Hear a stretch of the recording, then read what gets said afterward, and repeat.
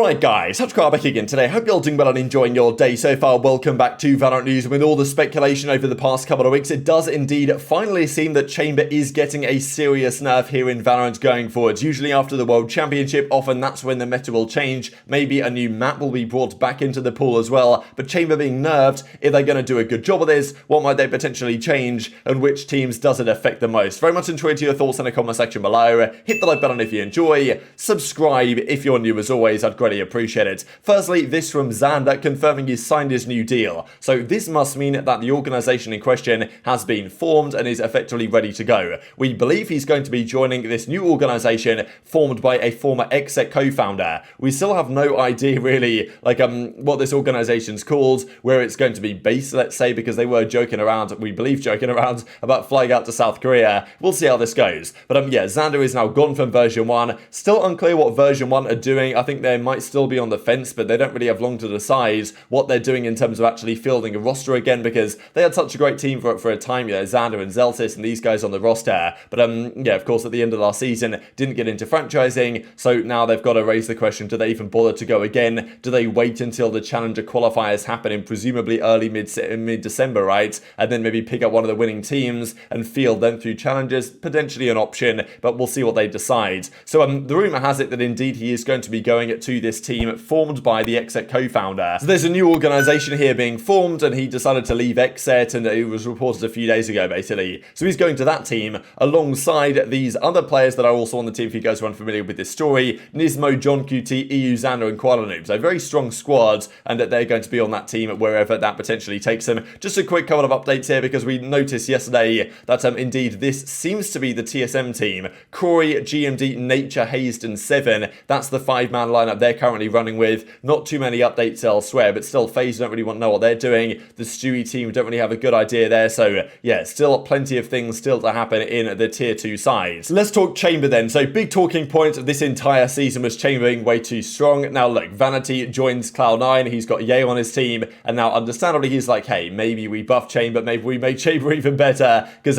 you know, maybe that's what some teams want to happen. Some teams don't want that to happen, and if Chamber was worse, which teams benefit? Kind of interesting really, because we've seen recently the fact that, you know, FPX, right, or now Na'Vi, they've got cNed, right, who's going to be their Chamber player, but he doesn't run Chamber all the time. If he doesn't use Chamber on that particular map, he runs the Jet, and cNed on the Jet is pretty unbelievable, and you know, on the Chamber maybe is also good, maybe not quite so good as on the Jet, let's say. And potentially you could argue a similar thing for TenZ, for example, like unbelievable on the Jet, when he's been on the Chamber hasn't quite been as impactful as some of the top Chamber players. So if the Chamber meta is gone and the Jet meta returns, who really knows if that's going to happen, if at all, then, you know, we have some serious questions on our hands. So they believe that they're going to be nerfing Chamber. This was revealed last night. There are some beefy patch notes, many things happening here, and well, there are some serious changes. So there is, well, Chamber updates, many of them, which are hardly going to be buffs, let's be honest here. They're not going to make Chamber any better. You would imagine, or at least you would maybe hope that would be the case.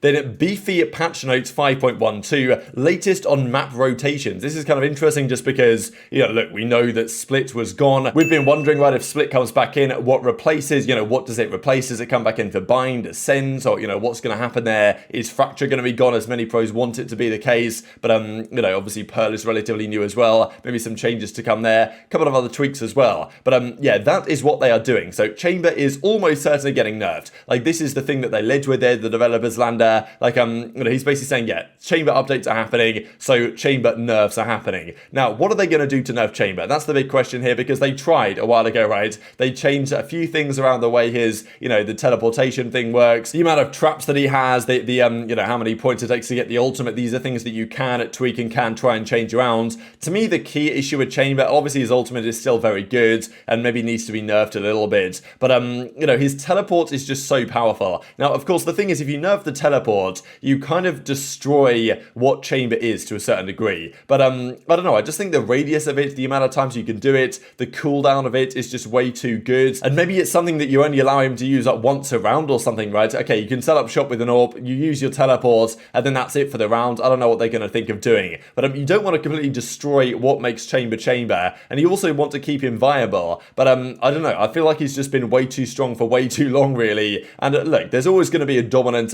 you know, agent in the meta. It's always how it's going to be. But the Chamber dominance, the 75+% pick rate on every map really is has got a little bit too far, you could argue, and really the best chamber player on a particular team tends to win the map for their team often because that's just how good he is. So what will they change? Will they do a good job? Definitely tweet your thoughts in the comment section below. And apparently on the public beta environment, they might be there this weekend. So only a couple of days away from actually seeing what they do here, but definitely an exciting prospect. The other part of this is, what about the map set? Because Split, we think, will probably come back at some point. Don't know when, but and hopefully when it does, maybe it's got a few tweaks, few changes. That's usually what can happen in other esports, Counter-Strike as well, and probably Valorant can follow a similar kind of approach, where they take a map out of the pool, they maybe try and tweak a few things around, maybe if it requires them or it doesn't, but every map in Valorant could probably do some tweaks that would make it marginally better, even if they are very minor. So maybe they've been doing that to Split behind the scenes, and could bring it back in. I think I would like to see it with a couple of changes. Definitely, Split to me, not the greatest map in the world, but far from the worst, and better than some of the maps we currently have in the rotation, in my opinion. Now, the pros very much disagree on what map should go. Some want Pearl to be gone straight away, some are not big fans of Fracture at all, but others are getting, really fed up with some other maps. Ascent, to me, for like just regular ranked online matches, is one of the best maps, to be honest. It's one of the most traditional, I really like the way it plays. However, the pros playing it day in, day out at a very high level have a different perspective here, and Dephh from Sentinels said Ascent needs a rework. Attack side is pretty bad, least balanced map in the pool, hardly any innovation, too many small choke points, and that B main wall right that you can just shoot through is a bit of an issue as well. So a few problems that he has with the map, which I think makes sense and is totally an understandable list of concerns. Now, and it's kind of also a similar thing maybe to what we see in CS with Dust 2 being removed from the pool. Like, Dust 2 is a legendary map and plays very well, but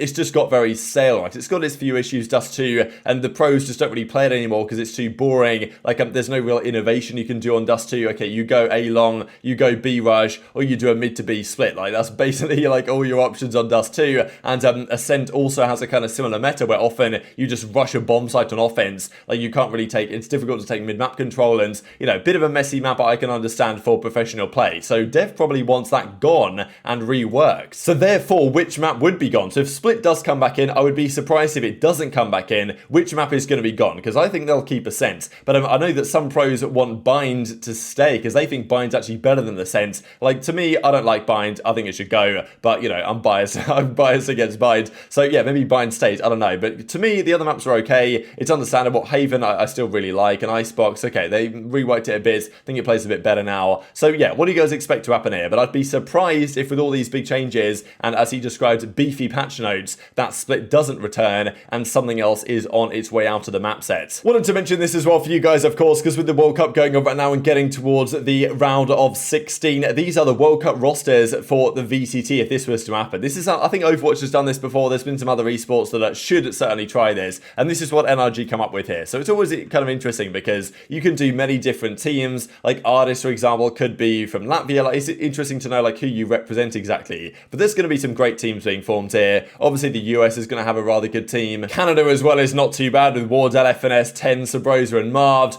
Brazil as well. Boaster, France, Turkey. Like, it's really cool to see an esport like Valorant where you've got all these different, potential teams and players from all these different regions. And so South Korea, for example, even Spanish teams. So yeah, I don't know. I really like the look of this. It'd be really cool to see if this actually was to be the case at some point. Would be a question though, which country would certain players represent? Because if players have dual heritage, then I guess they can kind of decide who they play for if they could actually form a team. So there's been some other options here, as Sabrosa says. There's Moroccan blood in Sabrosa, Scream, Nevera, John QT, even Chuck Pokey made in there for the 5-player Morocco teams. That's potentially even another squad you can throw in as well. And then a similar thing with Vietnam, discussed here by Zyppan, right? So Marv, Shanks, Superman, Zephyr, and Derek all, have some heritage in Vietnam. So I thought, maybe an interesting idea as well there. So yeah, I don't know. These 16 teams seem pretty good, but there are, of course, some other alternatives that they could go for. And just before we close out the video here from TenZ, because as we were saying earlier, TenZ might be one of the players with Sentinels to benefit most from a significant adjustment here. TenZ is going to be the man on the chamber if chamber is still 100% viable. But if all of a sudden chamber is now a bit less viable and,